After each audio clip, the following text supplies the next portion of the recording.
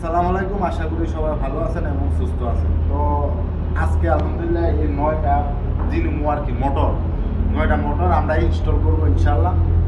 তো উপরে কিন্তু এই টাঙ্কি নাই, এই মোটরটার মাধ্যমে একটা বিল্ডিং এই মোটরটার মাধ্যমে কন্ট্রোল হবে। উপরে কোনো টাঙ্কি নেই, উপর থেকে যত বাথরুম কিচেন রুম আছে প্রতিটা পাইপই আমরা নিচে নিয়ে আসছি। আপনারা এর আগে ভিডিওটা আপনাদেরকে দেওয়া হয়েছিল।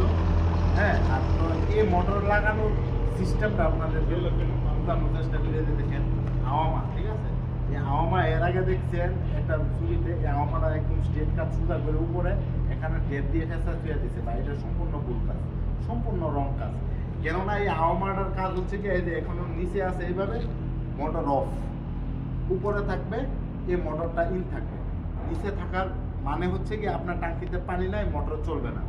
উপরে উপরে থাকার মানে হচ্ছে কি পানিতে টাঙ্কিতে আপনার নিজের টাঙ্কিতে পানি আছে, মোটর কি চলবে।